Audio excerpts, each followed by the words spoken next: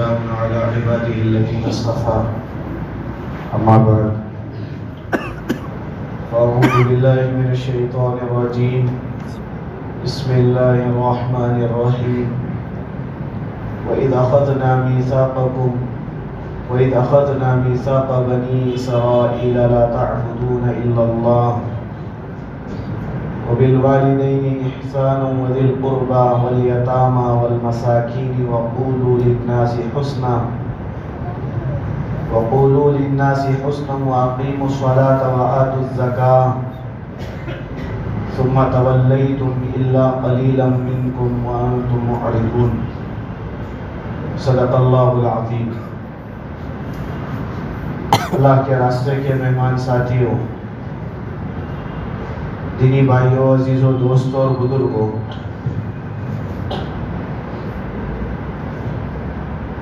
اللہ پاک نے اس آیت میں بنی اسرائیل سے لیے گئے اس معاہدے کا ذکر فرمایا ہے جس میں بنی اسرائیل کو بعض احکامات کا حکم دیا گیا تھا۔ گزشتہ 2 جمعہ اس آیت کے کچھ حصوں پر تفسیر ہوئی۔ پہلی چیز اس میں حق اللہ سے تعلق رکھنے والی ہے، اور جتنے حقوق اللہ ہیں اس کی جو روح ہے وہ توحید ہے۔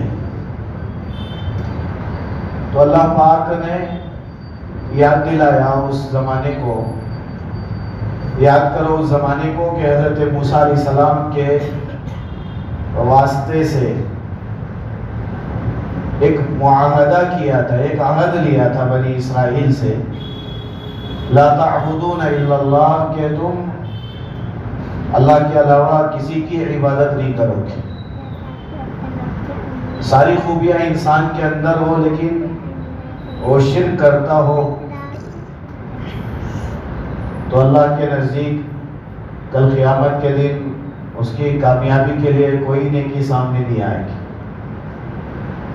کیونکہ جو گناہ یہ کر رہا ہے یہ بڑا گھناؤنا بلکہ بڑا ہی ظلم والا گناہ ہے، اللہ کے ساتھ کسی کو شریک کرنا۔ پھر فوراً اللہ نے حقوق العباد کا تذکرہ فرمایا۔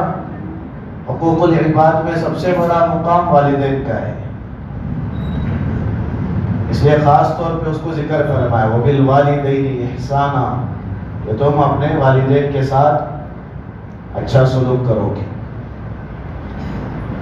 اس پر تو بڑی وضاحت سے ہمارے درمیان میں بات آئی۔ اگر والدین شرک کا حکم کرتے ہیں، اللہ کی نافرمانی کا حکم کرتے ہیں یا مجبور کرتے ہیں، تب تو ان کی اطاعت جائز نہیں ہے، اس کے علاوہ ان کی اطاعت کرنا ضروری ہے۔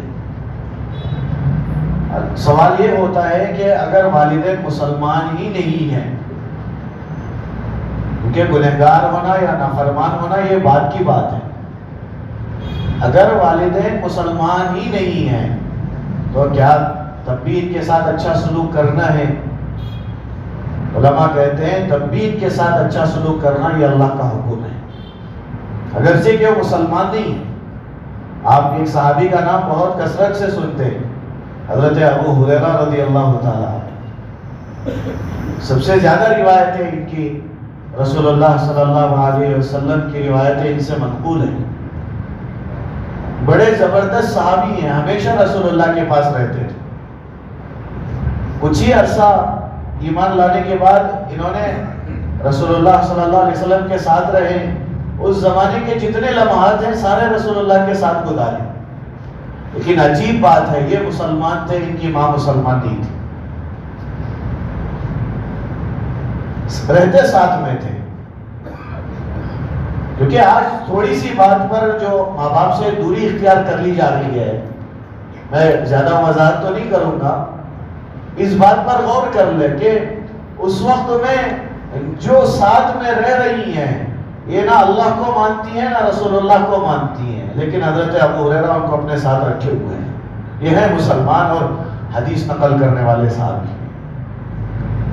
بلکہ آگے بڑھ کر لوگ کہتے ہیں نا کہ ماں باپ عمر ہوتے ہوتے ان کے اندر کی چڑچڑاہٹ بڑی زیادہ ہوتی جا رہی ہے، یہ بڑے سخت کلام ہوتے جا رہے ہیں، ان کی اور میری بیوی کی بنتی نہیں ہے، اور ان کے جملے دل کو ٹھیس پہنچاتے ہیں۔ یہ سارے جو جملے کہتے ہیں، حضرت ابو ہریرہ رضی اللہ تعالیٰ گھر میں آ کے اپنے والدہ کو کہتے تھے کہ امی آج رسول اللہ نے یہ سنایا، تو ماں اللہ کے رسول کو برا بھلا کہتی تھی،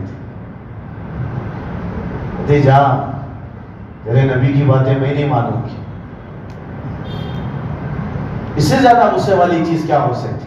لیکن حضرت ابو ہریرہ برداشت کرتے، کیونکہ جو تعلیمات رسول اللہ نے دی ہیں اس حال میں بھی ان کے ساتھ محبت کرنی ہے۔ ایک وقت آیا حضرت ابو ہریرہ رضی اللہ تعالیٰ اپنے گھر میں آئے اور سنایا، تو انہوں نے رسول اللہ کو بہت زیادہ سنایا، انہوں نے اللہ کے رسول کے بارے میں بہت برا کہا مانے، تو حضرت ابو ہریرہ کو بڑا دکھ بھر گیا، غصہ بھی بہت آ گیا، اور غصے میں انسان کیا کرتا ہے،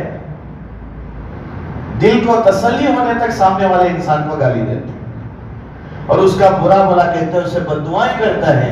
لیکن یہ تو صحابی تھے، دوڑتے ہوئے رسول اللہ صلی اللہ علیہ وسلم کے پاس آئے اور رونا شروع کر دیا۔ کہا ابو ہریرہ کیا بات ہے؟ کہا رسول اللہ اب برداشت نہیں ہوتا۔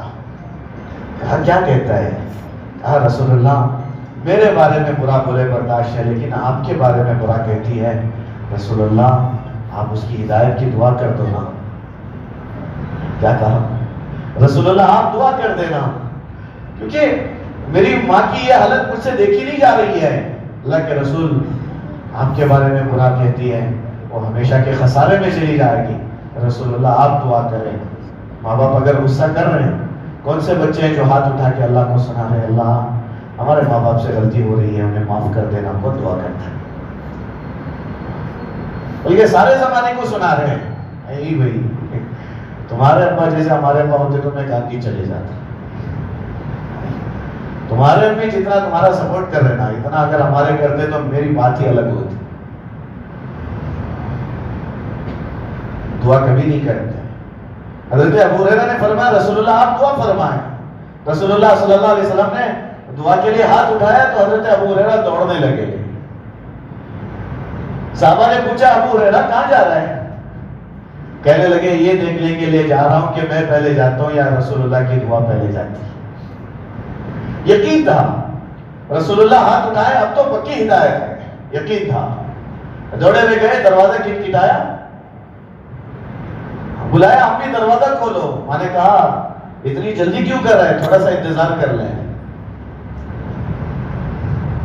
اور اندر سے پانی کی آواز آ رہی تھی۔ ابو ہریرہ کہتے یقین ہو گیا، میں تو بعد میں آیا ہوں، رسول اللہ کی دعا مجھ سے پہلے آ گئی ہے۔ دروازہ کھولا، مانے تو بال بھیگے ہوئے تھے، پانی کے قطرے ٹپک رہے تھے۔ پوچھا کیا ہے؟ کہا امی آپ نے دروازہ کھولنے میں تاخیر کر دی۔ کہا ابو ہریرہ باتیں بہت ہو گئی، اب تو مجھے کلمہ پڑھ لینا چاہیے، اشہد ان لا الہ الا اللہ اشہد ان محمد رسول اللہ۔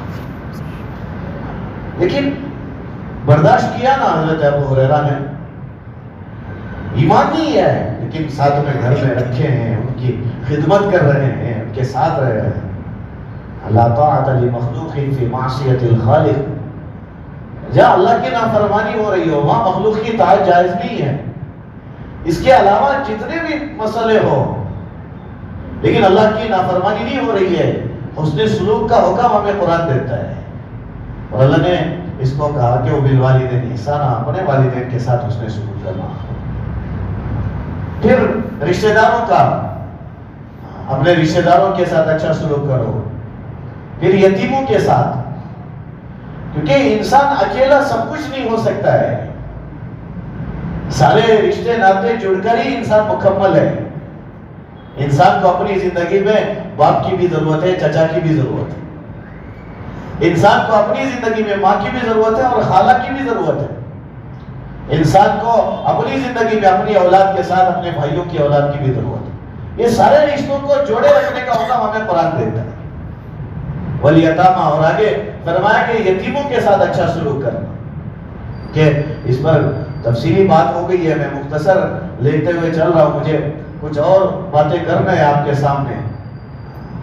فرمایا یتیموں کے ساتھ اچھا سلوک کرنا.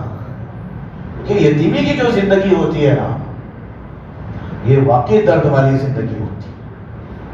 اس لیے شاید میں نے گزشتہ بھی کہا ہو رسول اللہ صلی اللہ علیہ وسلم کے سامنے جب کوئی آگے کھڑا ہوتا نا رسول اللہ اسے دیکھتے اور کہتے کہ اللہ کے رسول اسے پوچھتے کہ بیٹا کیا بات ہے تو وہ پہلے جملہ کہتا ہے رسول اللہ میں یتیم ہوں. تو اللہ کے رسول پہلے روتے بعد میں اپنا ہاتھ اس کے سر پہ رکھتے تھے اور اللہ کے رسول کے آنسوؤں کا ہر قطرہ بتاتا تھا کہ یتیمی کی زندگی میں نے بھی گزاری ہے. اس لیے جب رسول اللہ صلی اللہ علیہ وسلم غزوہ احد سے واپس آئے ایک معصوم بچہ جب رسول اللہ کے سامنے آ کے کھڑے ہو کے اللہ کے رسول سے کہہ رہا تھا کہ رسول اللہ میرے باپ کہاں ہیں, میرے ابو تو آپ کے ساتھ آئے تھے, اللہ کے رسول کہاں ہیں؟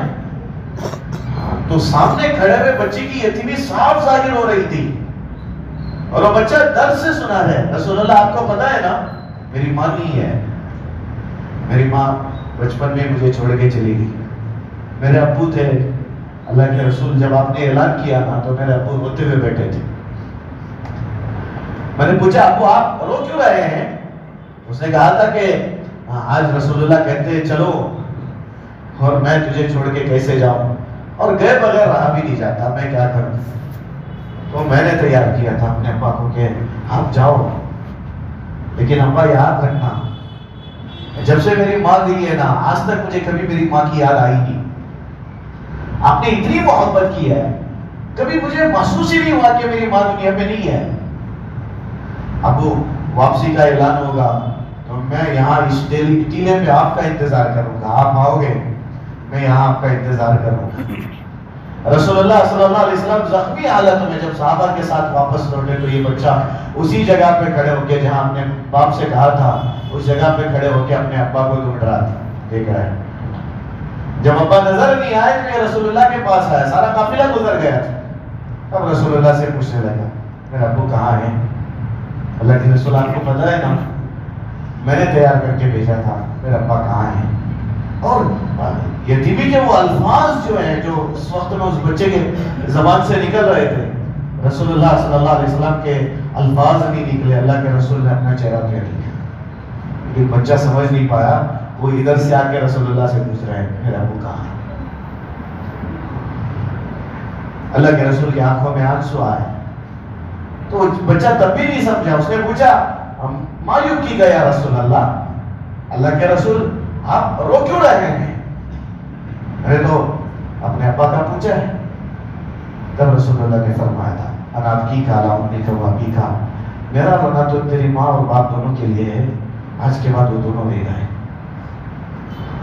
یہ رسول اللہ نے پہلے رویا تھا کیونکہ جو زندگی ابھی شروع کرنے والا ہے نا یہ بہت مشکل زندگی, ہر لمحہ ہر گھڑی سے باپ کی اور ماں کی یاد ستائے گی.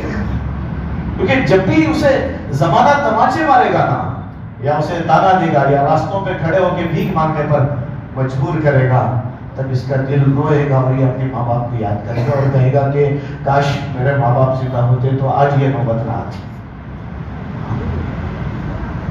کاش آج ابا ہوتے نا پھر مجھے لوگوں کے سامنے ہاتھ پھیلانے کی ضرورت نہیں پڑتی.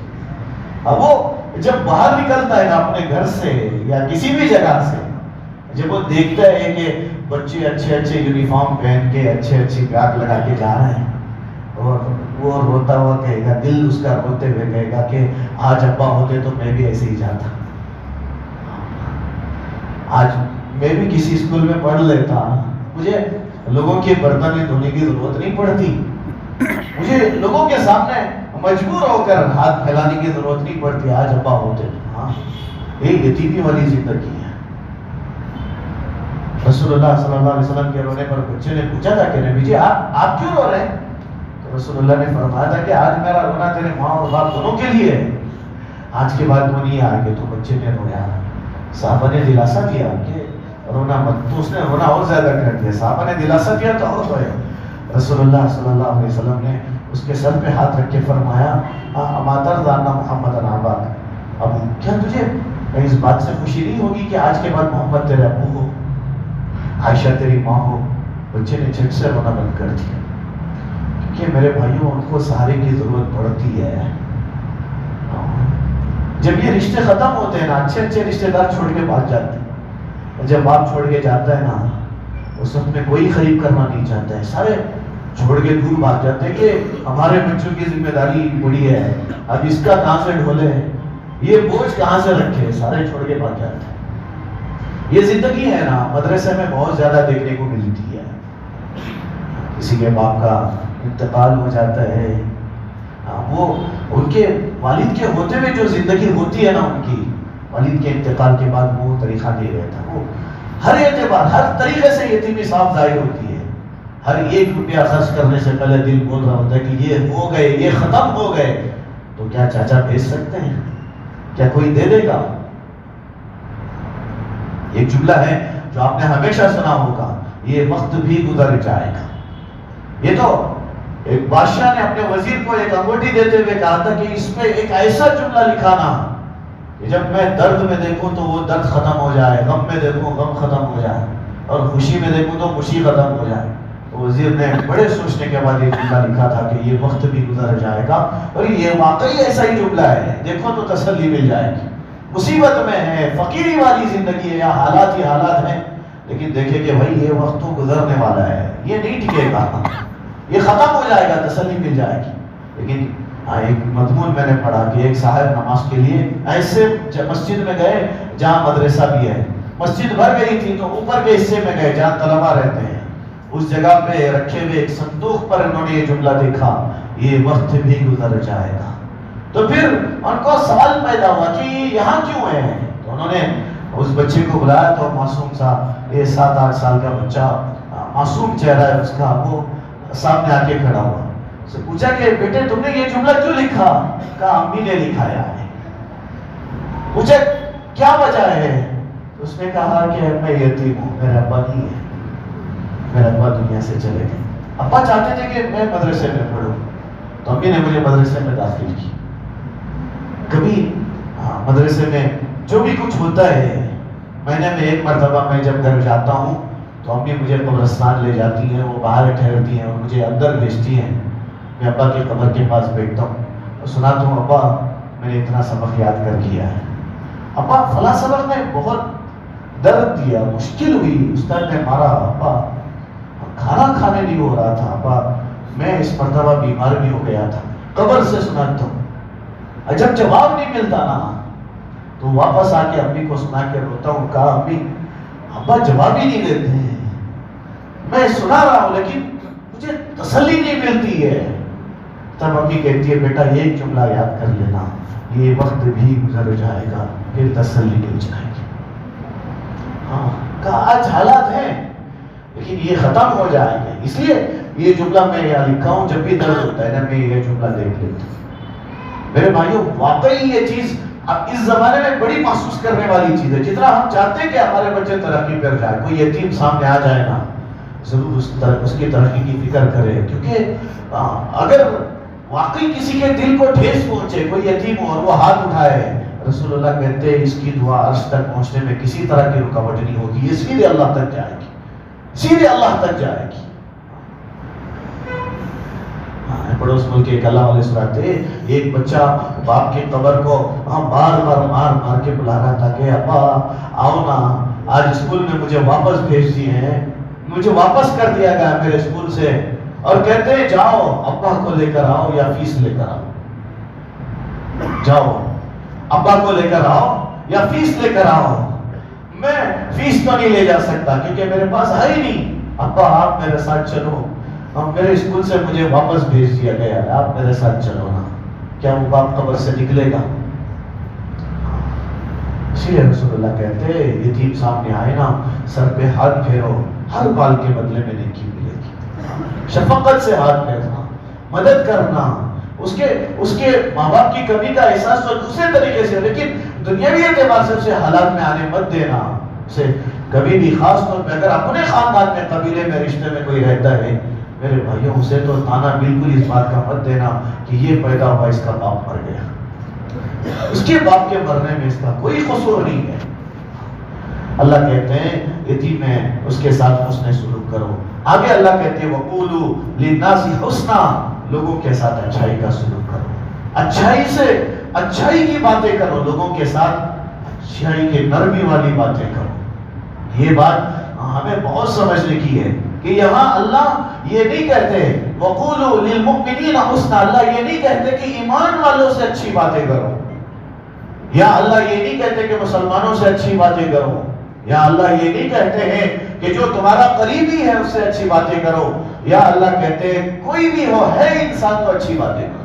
وَقُولُوا لِلنَّاسِ حُسْنًا، کہ انسانیت سے کوئی بھی انسان ہو، اس کا مذہب مت دیکھنا، ہے انسان تو اس کے ساتھ اچھائی کا سلوک کرنا، اچھی باتیں کرنا۔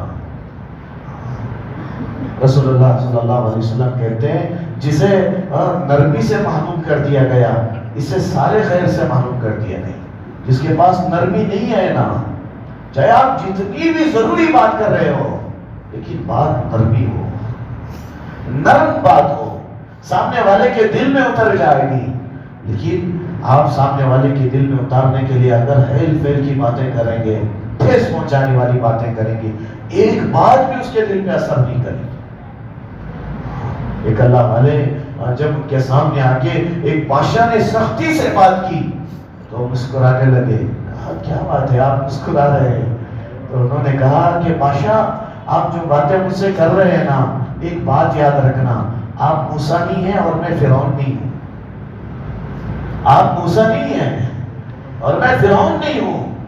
اللہ نے موسیٰ علیہ السلام کو جب فرعون کے پاس بھیجا تھا تب کہا تھا فَقُولَا لَهُ قَوْلًا لَيِّنًا، ارے جا رہے ہو فرعون ہے لیکن اس کے ساتھ نرمی سے بات کرنا۔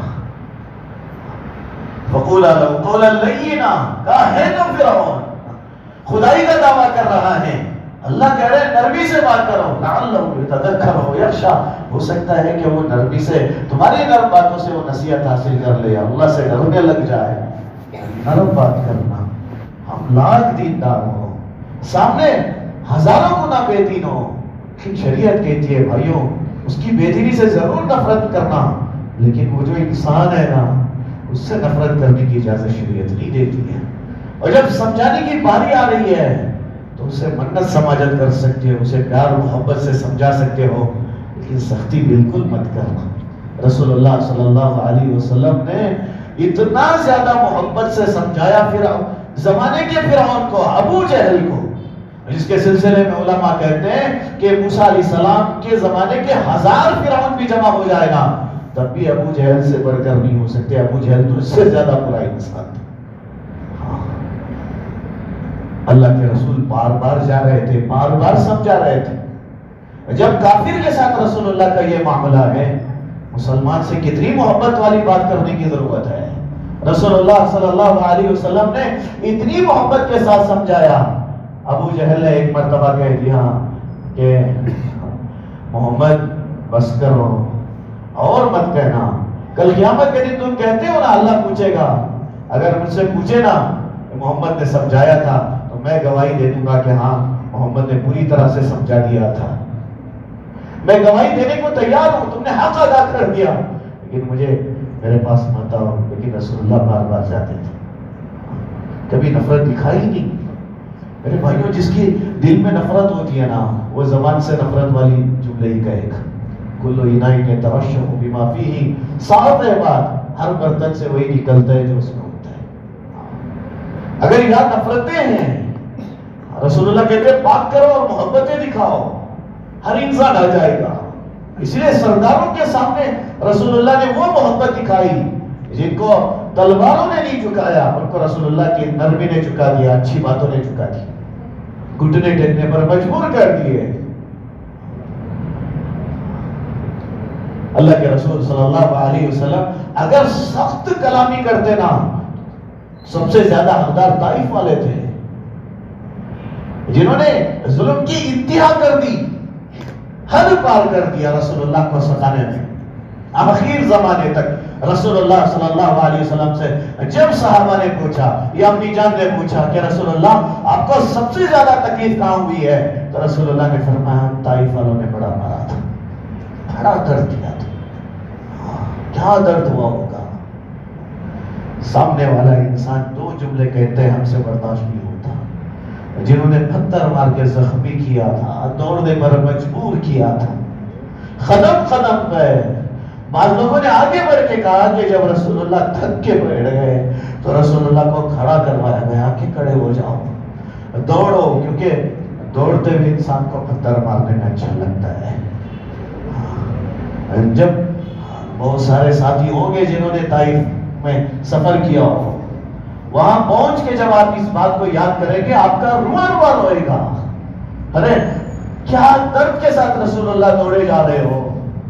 لوگوں نے انتہا کر دی مارتے ہوئے, لیکن جب آ کے کہا گیا کہ اب ان کو ختم ہونے کا وقت آ گیا ہے, ان کو ختم کر دیں گے نا, رسول اللہ آپ کہیں تو بس ان کو صفحہ ہستی سے مٹا دیا جائے گا. رسول اللہ نے فرمایا نہیں, یہ نہیں ہو سکتا. پتھر کھا کے بھی غصہ نہیں آیا, خون بہا کر بھی غصہ نہیں آیا. سامنے والا انسان اس کی کوئی ایک بات اچھی نہیں لگتی تو ہم اس کی زندگی کا پوسٹ مارٹم کر دیتے ہیں. ساری برائیاں چھان کے نکالتے ہیں, ساری برائیوں میں گھس کے نکالتے ہیں, اور آخر درجے میں مسلمان دوسرے مسلمان سے اتنی نفرت کرتے ہیں, آخر میں جا کے کہتے ہیں یہ مجھے کسی بھی اینگل سے مسلمان نہیں لگتا, یہ کسی بھی کونے سے یہ ایمان والا نہیں لگتا ہے, یہ تو مجھے تو پکا کافر لگتا ہے, یہ تو مسلمان نہیں ہے. جس کی ساری برائیوں پر اللہ نے پردہ ڈالا تھا, جب ہمیں غصہ آتا ہے ہم ساری برائیاں نکال کے اچھالنے شروع کر دیتے. ارے وہ فلاں وہ بڑا اللہ والا سمجھتے تھے نا, معلوم ہے اس نے کیا کیا تھا. یہ چیز اللہ کو بالکل پسند نہیں ہے. اللہ کہتے ہیں کوئی بھی انسان ہونا, چاہے وہ یہودی, عیسائی, کافر, مشرک, مجوسی, اللہ کی نافرمانی کرنے والا, لیکن اللہ کہتے ہیں اچھائی کے ساتھ پیش آؤ, سے اچھائی کے ساتھ بات کرنا. اسے آپ اچھی چیز کی طرف بلا رہے ہیں لیکن آپ میں سختی ہے, رسول اللہ نے پسند نہیں فرمایا تھا, یہ غلط ہے. اس لیے ایک حدیث ہے, رسول اللہ صلی اللہ علیہ وسلم نے فرمایا کہ ہر وہ چیز جس میں نرمی آ گئی وہ اس چیز میں خوبصورتی پیدا کرتی ہے.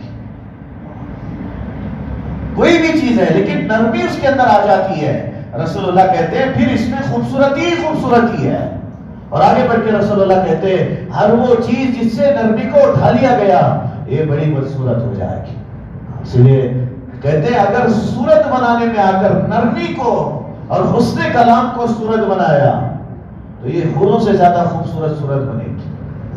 نرمی کو, محبت کو اگر اس کی صورت بنائی, کہتے ہیں یہ ایسی صورت بنے گی کہ حور بھی اس کے سامنے جھک جائے گی. اور آگے بڑھ کے فرمایا کہ اگر سختی کو شکل دی گئی تو یہ شیطان سے زیادہ بدتر بنے گی, یہ شیطان سے زیادہ بدتر بننے والی ہے. رسول اللہ صلی اللہ علیہ وسلم نے جب اپنے سب سے خاص صحابی, جس کو صحابہ کے مجمع میں بیٹھ کر رسول اللہ نے قسم کھا کے کہا تھا واللہ انی احبک یا معاذ, اللہ کی قسم معاذ میں تجھ سے محبت کرتا ہوں. جس صحابی سے رسول اللہ نے محبت دکھائی اور قسم کھا کے کہا کہ معاذ میں تجھ سے محبت کرتا ہوں, فقل فی دبر کل صلاۃ اللهم اعنی علی ذکرک و شکرک و حسن عبادتک. معاذ ہر نماز کے بعد یہ دعا پڑھنا رسول اللہ نے محبت دکھا کے یہ دعا سکھائی تھی. اس صحابی کو رسول اللہ نے کئی قافلے روانہ کیے تھے لیکن کسی قافلے کے ساتھ چل کے نہیں گئے تھے, لیکن حضرت معاذ کے ساتھ بعض علماء کہتے 7 میل تک رسول اللہ چل کے, 7 میل تک چل کے, اور جا کے حضرت معاذ اوپر رہے, بار بار کہتے رسول اللہ نیچے آ جاؤ, کہا نہیں معاذ بیٹھے رہو, میری بات سنو, معاذ بیٹھے رہو.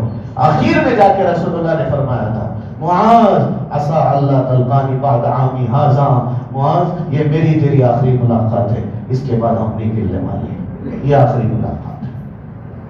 اب حضرت معاذ ہو رہے ہیں, بلکہ علماء کہتے ہیں ہچکیاں لگ گئی تھی حضرت معاذ کی. رسول اللہ اپنے آنسو چھپانے کے لیے یمن کی طرف رخ کر کے آنکھوں میں آنسو روکنے کی کوشش کر رہے تھے. حضرت معاذ زار خطر, نہ رسول اللہ چھوڑنا چاہتے تھے نہ معاذ چھوڑنا چاہتے تھے, لیکن رسول اللہ صلی اللہ علیہ وسلم نے اللہ کے حکم پر بھیجا تھا, اللہ کے دین کے لیے بھیجا تھا. اور اللہ کے رسول نے فرمایا معاذ آج جدائی ہے, کل قیامت کے دن ملیں گے ضرور, لیکن تقوی والے سب سے زیادہ قریب ہوں گے۔ پھر رسول اللہ صلی اللہ علیہ وسلم نے جو نصیحتیں فرمائی، بڑی لمبی روایت ہے، اللہ کے رسول صلی اللہ علیہ وسلم کی ایک بات میں بتاؤں، اللہ کے رسول کہتے ہیں بشر ولا تنفر، معاذ خوشخبریاں خوب سناؤ، نفرتیں مت بانٹو۔ اس امت کے سب سے بڑے عالم کو یہ سبق سنایا جا رہا تھا، اس امت کے سب سے بڑے عالم کو یہ سبق رسول اللہ نے سکھایا، اور فرمایا کل قیامت کے دن معاذ کے ہاتھ میں ساری دنیا کے علماء کا جھنڈا ہوگا، سارے علماء اس کے جھنڈے کے نیچے کھڑے ہوں گے۔ رسول اللہ کہتے ہیں معاذ خوشخبریاں سناتے جاؤ، لوگوں میں نفرتیں مت سنانا۔ لیکن انسان زبان کھولتے ہی نفرت، باپ سے بچے ڈر رہے ہیں، گھبرائے جا رہے ہیں۔ کہتے ہیں رسول اللہ صلی اللہ علیہ وسلم نے ہر ایک کے ساتھ، عام انسانیت کے ساتھ اس نے سلوک سکھایا ہے۔ لوگ ایسے داروغہ بنے ہوئے ہیں، بھائی اپنے بھائی سے بات کرتے ہوئے ڈر رہے ہیں، بچوں سے ڈر رہے ہیں، ماں باپ ڈر رہے ہیں بچوں سے۔ وہ بڑے بدنصیب اولاد ہے جس سے بات کرتے ہوئے ماں باپ کو ڈر لگتا ہے۔ کوئی بات کہنے سے ماں باپ ڈر رہے ہوں، علماء لکھتے ہیں یہ دنیا کے سب سے بدنصیب اولاد ہے، سب سے بدنصیب۔ ماں باپ کو ڈرنا پڑ رہا ہے ان کے سامنے، کیونکہ اگر بولے تو پتہ نہیں یہ کیا کرے گا۔ اب تو انتہا ہو گئی، نوجوان فیشن میں گالی دے رہے ہیں، نوجوان تو اب دوستی دکھانے کے لیے گالی دے رہے ہیں۔ ان کی زبان کے یہ جو الفاظ ہیں قرآن کے اس حکم کے بالکل خلاف ہیں۔ اللہ کہتے ہیں وَقُولُوا لِلنَّاسِ حُسْنًا، لوگوں کے ساتھ اچھی باتیں کرنا، اچھی باتیں کرنا، یہ بڑا طویل عنوان ہے۔ رسول اللہ صلی اللہ علیہ وسلم کے بعد ایک دیہاتی صحابی آئے اور آگے کہنے لگے، رسول اللہ صلی اللہ علیہ وسلم کے صحابہ کو دیکھا کہ وہ اپنے بچوں کو اٹھا کے بوسا کر رہے ہیں، تو انہوں نے پوچھا بھائی تعجب کی بات ہے، تم اپنے بچوں کو بوسا دے رہے ہو؟ اللہ کے رسول نے فرمایا اگر تیرے دل میں اللہ نے رحم نکال لیا ہو تو پھر میں کیا کر سکتا ہوں؟ تیرے دل میں رحم ہے ہی نہیں۔ باپ اپنے بچوں پر بڑا داروغہ بننا چاہتے ہیں، ان کے دل میں بڑی اچھی اچھی باتیں اتارنا چاہتے ہیں، لیکن میرے بھائیوں محبت کے ساتھ ہی اتارا جا سکتا ہے۔ ایک وقت تک وہ عزت کریں گے، پھر جب اپنی طاقت ان کی ظاہر ہوگی پھر یہ اپنے باپ کو اپنے پاؤں پر لے آ جائیں گے، باپ کو مجبور کر دیں گے، ہر وہ بات سنائیں گے بدلے میں جو اس نے اپنے بچوں کو سنایا تھا۔ یہ غلط ہی ہے، لیکن باپ کا جو طریقہ ہونا چاہیے تھا، جو سمجھانے کا طرز ہونا چاہیے تھا، وہ طرز اگر بدلا تو اللہ کے قرآن کے اس حکم کے خلاف ہے۔ اللہ کہتے ہیں ہر انسان سے اچھا سلوک کرنا، اچھائی کی بات کرنا، ہر انسان سے، ہر ایک سے اچھائی کی بات کرو۔ مزید اس پر کچھ باتیں کرنی اور اس آیت کو ختم بھی کرنا ہے، بڑی لذت والی آیت ہے، گزشتہ 3 جمعہ سے آپ اس کو سنتے آ رہے ہیں۔ اللہ سے دعا بھی ہے اللہ ہمیں اس پر عمل کرنے کی توفیق نصیب فرمائے، کیونکہ نرمی دے کر اللہ نے فرمایا کہ یہ آپ کو اللہ نے جو نرمی دی ہے نا، یہ اللہ کی رحمت ہے۔ بہت سارے احسانات کیے اللہ نے رسول اللہ پر، اور اسے قرآن کا ذکر بھی فرمایا، لیکن اللہ نے اپنی رحمت جسے بتایا اسے نرمی فرمایا۔ فَبِمَا رَحْمَةٍ مِّنَ اللَّهِ لِنتَ لَهُمْ، اللہ کی رحمتوں میں سے ہے، یہ بہت بڑی رحمت ہے کہ اللہ نے آپ کو نرم مزاج بنایا ہے، نرم مزاج بنایا ہے۔ انشاءاللہ آئندہ جمعہ اس پر کچھ تفسیر ہوگی، اور اس آیت کو اگلی جمعہ انشاءاللہ ختم بھی کر دیں گے۔ کچھ احکامات ہیں جس پر بنی اسرائیل سے عہد لیا گیا تھا کہ آپ کو یہ کرنا ہے۔ بنی